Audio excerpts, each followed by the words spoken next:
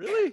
Yes, Like I the love love triangle with Jean-Luc or whatever? Hi friends, it's Brittany Valadez here from bravelyddaily.com. Okay, so you guys for checking out this video because you're excited for my chat with director, producer extraordinaire, John Erwin. Now you guys know him from his hit films like I Can Only Imagine and I Still Believe. But before we get into that interview, please make sure to give this video a like, a thumbs up, and also share it with your friends, subscribe to this channel. It also helps you out because I continue putting these types of videos up for you guys. Don't forget to follow me on social media. Also, don't forget to check out my website, of course, bravelyddaily.com, and my Amazon store, which if I mention any products here or like movies like I Can Only Imagine or I Still Believe or books, anything, I will put it on my Amazon store for you guys to check it out there. And yes, I am an Amazon affiliate, so it does also help me out as well. It's a way to, you guys can help support what I'm doing here. So that's exciting.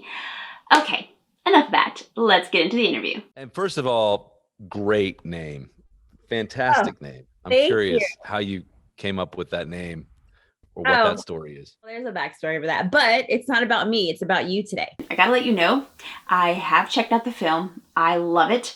Great story, obviously. Great quality acting, great quality production, just a great film. And of course, talked about football. And I am from Texas, and football is life. Football is life. I'm from Alabama originally. I live in Tennessee now, but I also hail from a place where football is life for sure. So obviously, Kurt Warner is a Christian. He's a believer. He's a legend as well. Is that kind of what made you choose this story to tell on the big screen versus many of the other inspirational stories that you could have chosen from to, make a movie about? Yeah, he is a believer and a legend. I think to me, we just choose stories that inspire us and that we fall in love with and that we can't stop thinking about. And each story is different. Each story has its purpose. So you look and each story sort of orbits around questions that we want to have answered in our own life. It's a way to explore. And you look at a film like I Can Only Imagine. It's really about the power of forgiveness. And this story is just about getting the audience to watch it and say, you know what, if he can do it, I can do it. Like, we all have dreams, and I think that we have dreams that we're afraid that if we actually said out loud, people would call them impossible. People would laugh at us. I mean, my goodness, I'm a filmmaker and I'm from Alabama, and I started as a teenager, and it was just this absurd quest, and so I love the idea that here's a story of a guy that could not be further away from his dream. He didn't start for 4 years at this tiny little school in Iowa, didn't get drafted, was working at a supermarket, stocking shelves. And yet he became a champion, and he just held tightly to what he felt his destiny was and what he felt like he was called to do. And he didn't do it alone. It was because of this incredible love story with Brenda and her son. Zach, that really infused him with faith and with courage. And he did just walk. He just never gave up. I think so much of accomplishing your dream is just not quitting. I've heard it said, success is long obedience in the same direction. And I think so many of us don't accomplish our goals because we quit too early, when who knows, that breakthrough moment could have been just right around the corner. And so I was inspired as an entrepreneur, as a dreamer, by the story. I was inspired as a Christian by the story that this guy who discovered his faith through his relationship with Brenda, really, she called herself a imperfect work in progress, but she had a real relationship with God. And that led to him thanking his Lord and Savior, at the pinnacle of fame at the Super Bowl. It was a multi-layered sort of a journey of just being inspired by the project and inspired by them and feeling like it was a story that we could tell. But ultimately, the simple idea is to make a film that the whole family can watch together over the holiday season so that people can have their own dreams rekindled. And I would love for people to just experience the movie and come out of it saying, if he can do it, we can do it. If they can stay together, we can stay together. And maybe my impossible dream isn't as impossible as I thought it was when I walked into this movie. That's the goal. Now, as you know, a major part of the film was the love story between Kurt and Brenda. So many times, young people, maybe guys or girls, will choose a partner based on, oh my gosh, who's the hottest, who's attractive. What advice would you give to young people today to say, you know what, maybe at your age, you're choosing the person based on how they physically look, but in the long run, it really is their dedication, their faithfulness, their character, their love for the Lord, whatever's inside is what matters the most. What advice would you give them to encourage them to choose more than just the outward appearance? Because in the long run, that's what matters. Well, I mean, I love the tagline, nobody wins alone. And that was the case with Kurt Warner. And he saw Brenda just by pure sort of destiny, really, or you could call it luck, and was just drawn to her because she was so different, because she had endured many, many things. Life had thrown her some real challenges. And he recognized that sense of inner strength and courage. And certainly there was an outer beauty, but there was an inner beauty, and there was an inner sort of courage because of what she had gone through. What's funny is that's what he needed on the football field. He had the arm of a champion, but he didn't have the heart of a champion. And he actually found the heart of a champion in his relationship with Brenda, and what they were able to accomplish together. Neither one of them could accomplish alone. And she was that constant voice saying, don't quit. It's a very vulnerable thing to step out into the arena of your own dreams. That's a very scary thing to do. And that's why most people don't do it. Mike Tyson said, every boxer has a plan until he gets in the ring, gets punched in the face. It's hard to step into the ring and to try things and to fail, because failure is where you learn, and to keep going and to endure. And sometimes what you need the most is just someone beside you that believes in you and says, just don't quit. I believe that you can do this. And sometimes it's when we're closest to giving up that the people that are closest to us can do the most good. And it was really Brenda Warner that just infused Kurt with a belief in himself and in his dream. And she just would not let him give up on it. And they clung to each other. And they basically accomplished together what they couldn't accomplish alone. And I think that's a huge part of it. And I think just, I love the name of your podcast, Bravely Daily. With the idea, or your YouTube channel, or whatever the technological means of delivery is in this day and age, of which I'm completely under-equipped to talk about. I love the title, Bravely Daily, because it's something that we do daily, is that we walk daily towards our goals. Success is long obedience in the same direction. And you can't be brave without fear. Like, fear is an integral part of courage, because courage is stepping through and beyond your fear. And if you think about the Bible, God calls people to obey in times things that are very scary. I love Joshua chapter 1, where God says to Joshua, "You be strong and courageous." He says it over and over again. And that really says that guy was terrified of what he was being called to do. Didn't think he was equipped to what he was called to do. And yet God says, to step beyond your fear, and that sometimes your destiny is in those daily steps beyond your fear. And that is really the essence of what courage is, and you have to do it with people right alongside you. And so that really is the heart and soul of the film. The football is amazing. I'm very proud of the team. It's immersive. It's cinematic. You want to experience in the theater. It's great fun. But the heart and soul of the movie is this love story, and these two people that needed each other, and all the things that Kurt Warner, as the NFL champion, discovered off the field. His faith, his courage, his character, he found in his relationship with Brenda, and in becoming a husband and a father. And then he pulled all of that onto the field, and that's where he found his humility and his voice. And I just think that's where God works, and that's how champions are born. Is the things that you accomplish in the public eye are forged in in all that takes place off the field. And it's very special in that way. And I think people will see themselves in it. And again, I hope that people just I hope they love the film. I hope they're inspired by the film. But ultimately, I hope they leave not thinking about Kurt Warner, but thinking about all that God's calling them to do, with a renewed ambition and desire and belief that they can actually accomplish their impossible the same way he was able to accomplish his. You know, when we first started chatting, before we officially started the interview, I like that. I like how you mentioned that you love my website, but I didn't even have to explain it to you. Yeah, I remember you had asked me, "Hey, what was the website about?" or something like that. But I didn't even have to tell you because you just said what it's about. It's self-explanatory, and I love that it's self-explanatory because every day we have to choose courage to walk in what the Lord has called us to do and walk in obedience to Him and follow His word. Every day is a chance for us to choose courage. So, yeah, I thought that was really cool that you were able to just pick up on that. I love the daily part. I love the daily part because people think, well, my dreams are what I'm going to do someday, and it's going to be one big event. Success is a series of brave, tiny steps Yes, daily. yes, What little we do daily that defines us. You know, if you want to create, then create daily.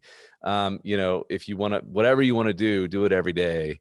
And so, yeah, I love it. There's a lot to unpack in a simple title. So I love what you chose, and this is certainly a movie that's fitting on that level. So the cool thing is, and for those of you guys watching this and you don't know, Zachary Levi is actually a believer. So John, when you were, casting for this film, was Zachary your first choice or was he somewhere in the mix? And the second part to this question, you guys are working together in the next film, Unbreakable Boy, where you're a producer on that film. Was it that you worked with Zachary in this project that you were like, hey, you're really good. Like, I like what you're doing. Let's continue working together. Or was he already signed up for that project and you jumped along because he was in it, or etc.? Well, I remember going to Zach's house years ago in LA when we were sort of new to the city.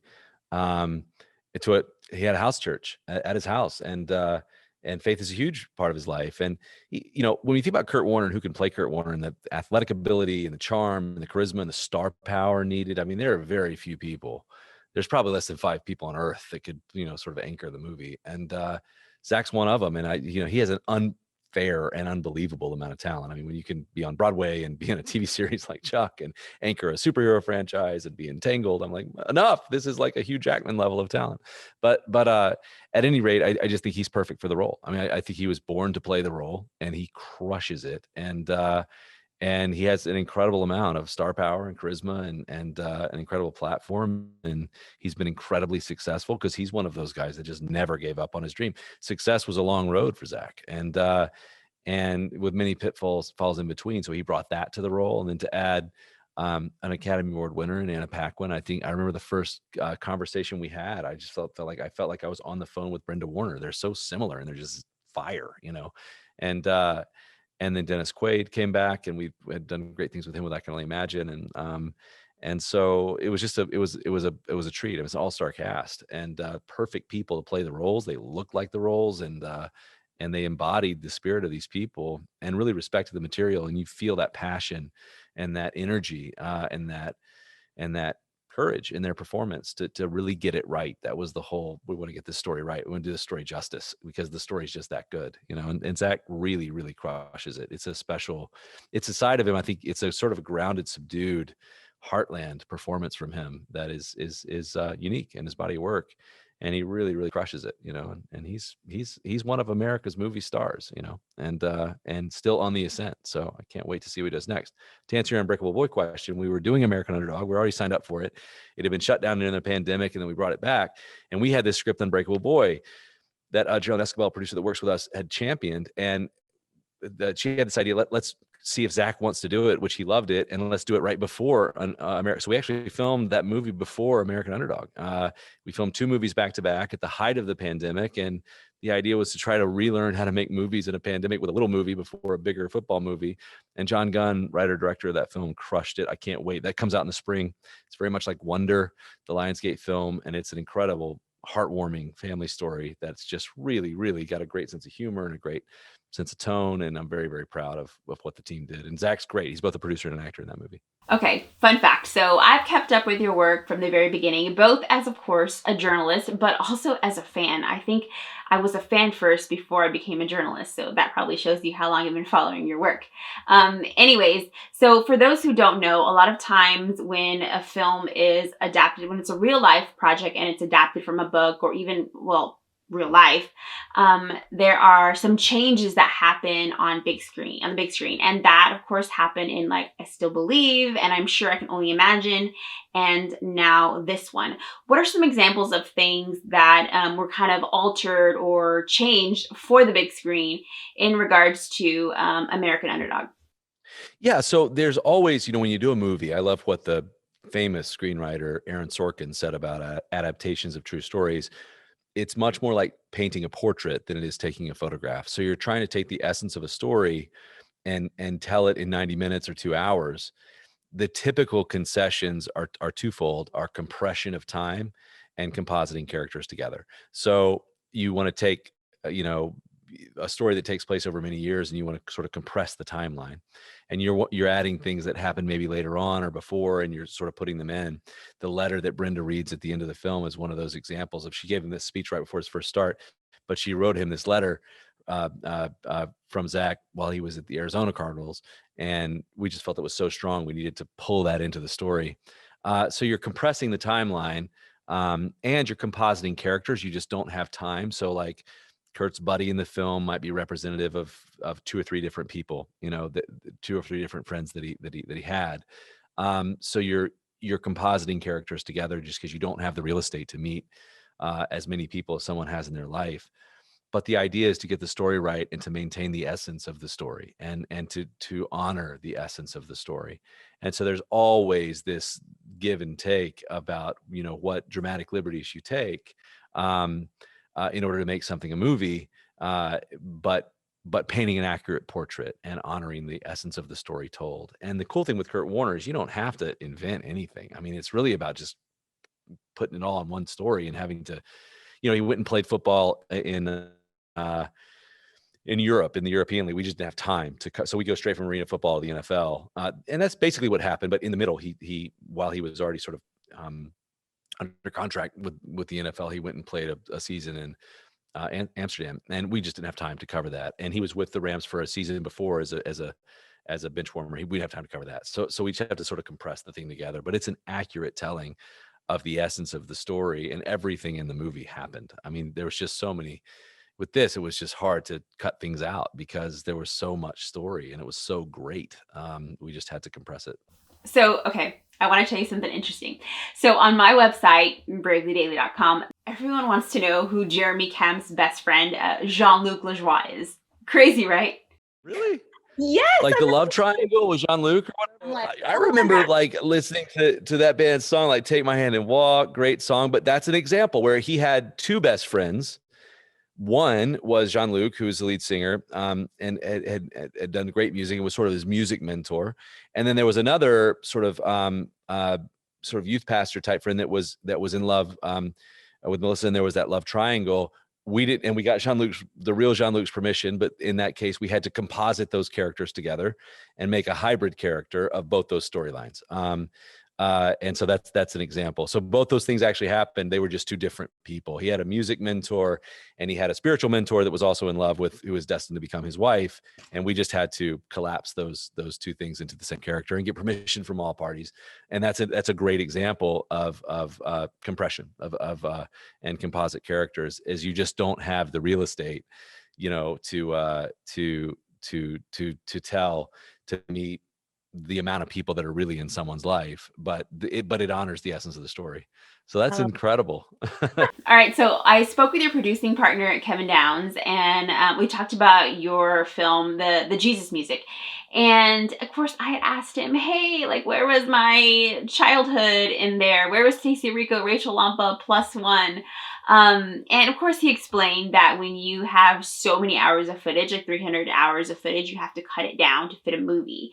And he had joked like, you got to check out the DVD or etc. And obviously when you watch the film, there were clips of certain artists that were interviewed, maybe like a flash here and there, but their interview didn't make the final film. So what should we expect on the DVD? There's going to be a lot of extra features in the DVD and a lot of those stories. And then what we want to do later on is that story of what became contemporary Christian music, what started out as Jesus music and the Jesus movement, which is something I'm very passionate about in the next film I'm making. Basically, it was so hard because all the artists were not doing anything over the course of the pandemic. And so we sort of had a chance to interview them all, so it was like 100 interviews. And then we said, how do we make a documentary out of this? And so we just chose the 5 stories that we felt were most representative of the whole movement, and we dug in on those stories. But it was so hard because there were so many interviews that we couldn't use. There was so much of the story we couldn't tell. So my hope with Jesus Music is to do it as a multi-part series and really dig into all the stories. And we have all that footage. And so a lot of that will be on the DVD, but I think that story deserves to be explored in much greater detail because there is an infinite number of stories to tell. And that was one of the hardest parts about that project, is just to hone in on a few at the expense of so many other great stories. That was the hardest story that I've ever tried to tell, just because of the amount of stuff we had to cut out and what we couldn't focus on. But I think the best way to do it is later on as a series. I'm all for that.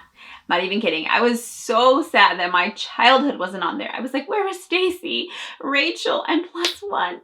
I'm not even kidding. Plus One, I forgot about them.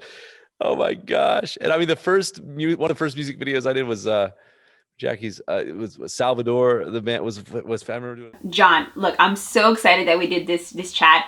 You gave a great interview, and I know our audience is so excited for the projects that you have coming up, because they have been nothing but great, and that is obviously all credit goes to God. So thank you so much.